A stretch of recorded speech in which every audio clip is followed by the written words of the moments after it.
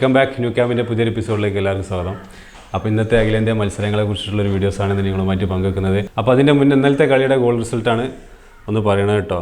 പിന്നെ ഇന്നലെ നമ്മൾ വീഡിയോ ചെയ്തിട്ടില്ലായിരുന്നു, ചെറിയൊരു തിരക്കിൽ പെട്ടുപോയി. ഓക്കെ, അപ്പോൾ ഇന്നലത്തെ കളി പൂക്കാട്ടിരി ഉദ്ഘാടന മത്സരമായിരുന്നു.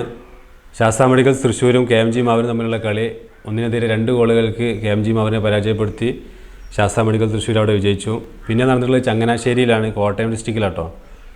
യുണൈറ്റഡ് FC നെല്ലിക്കുത്തും KFC കാളിക്കാവും തമ്മിലുള്ള കളിയായിരുന്നു. ഏകപക്ഷീയമായ 2 ഗോളിന് നെല്ലിക്കുത്ത് അവിടെ വിജയിച്ചു.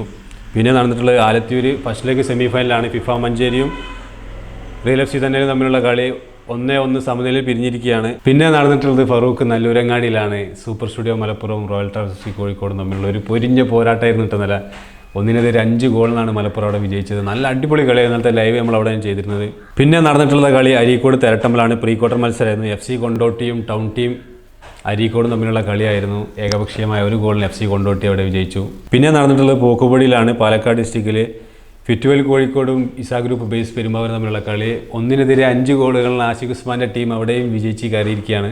പിന്നെ നടന്നിട്ടുള്ളത് വളപ്പട്ടത്താണ്. കണ്ണൂർ ഡിസ്ട്രിക്റ്റിൽ ഉഷാ FC തൃശ്ശൂരും ലക്കി സോക്കർ കൊട്ടപ്പുറം തമ്മിലുള്ള കളി സമനിലയിൽ പിരിഞ്ഞു. 1-1 ഗോൾ സ്കോറിൽ പിരിഞ്ഞു.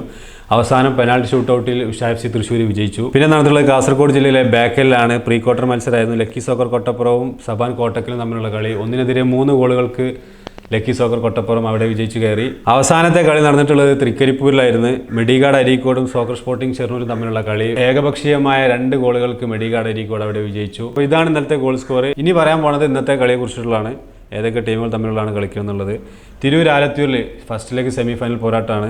1-1.5 കളിയാട്ടം നടക്കാൻ പോകുന്നത്. KFC കാളിക്കാവും സൂപ്പർ സ്റ്റുഡിയോ മലപ്പുറം തമ്മിലുള്ള ഫസ്റ്റ് ലെഗ് മത്സരമാണ് തിരൂർ ആലത്തൂരിൽ നടക്കാൻ പോകുന്നത്.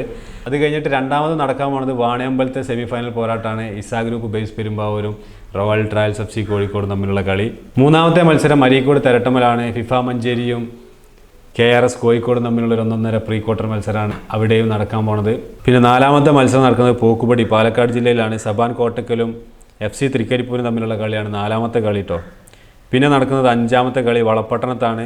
ലിൻഷാ മെഡിക്കൽസ് മണ്ണാർക്കാടും ഉദയ പറമ്പിൽപീടിയും തമ്മിലുള്ള കളിയാണ് വളപ്പട്ടണത്ത് നടക്കുന്നത്. പിന്നെ നടക്കുന്നത് മലപ്പുറം വളാഞ്ചേരിയിലെ പൂക്കാട്ടിയിലാണ് കളി നടക്കുന്നത്. അഭിലാഷ് FC കുപ്പൂത്തും FC പെരിന്തൽമണ്ണയും തമ്മിലുള്ള കളിയാണ് പിന്നെ നടക്കുന്നത്. കാസർഗോഡ് ജില്ലയിലെ ബേക്കലിലെ പ്രീ ക്വാർട്ടർ മത്സരമാണ് അടുത്ത കളി. അൽമദീന ചെറുപ്പുളശ്ശേരിയും യൂറോ സ്പോർട്സ് പടനയും തമ്മിലുള്ള കളിയാണ്. പിന്നെ നടക്കുന്നത് കാസർഗോഡ് ജില്ലയിൽ തന്നെ മറ്റൊരു സ്ഥലത്ത് തൃക്കരിപ്പൂരിലാണ്. ഇറ്റാച്ചി FC തൃക്കരിപ്പൂരും ലക്കി സോക്കർ കൊട്ടപ്പുറം തമ്മിലുള്ള കളിയാണ്.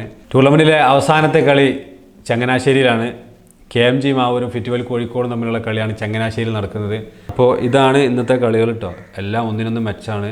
എന്തായാലും ഇന്ന് എല്ലാവരും ഫോക്കസ് ചെയ്യുന്നത് തിരൂർ ആലത്തൂരിലെ ഫസ്റ്റ് ലെഗ് സെമിഫൈനൽ പോരാട്ടമായിട്ടുള്ള സൂപ്പർ സ്റ്റുഡിയോ മലപ്പുറം കാളിക്കാവും അതുപോലെ തന്നെ വാണിയമ്പലത്ത് നടക്കുന്ന റോയൽ ട്രാവൽസ് FC കോഴിക്കോടും ഇസാ ഗ്രൂപ്പ് ബേസ് പെരുമ്പാവൂരും തമ്മിലുള്ള കളിയായിരിക്കും മെയിനായിട്ട് എല്ലാവരും ഫോക്കസ് ചെയ്യുന്നത്. എന്തായാലും നമുക്ക് കാത്തിരുന്ന് കാണാം. അപ്പോൾ അടുത്തൊരു വീഡിയോസുമായിട്ട് നിങ്ങളുടെ മുന്നിൽ വരുന്നതായിരിക്കും. അതുവരേക്കും ബൈ.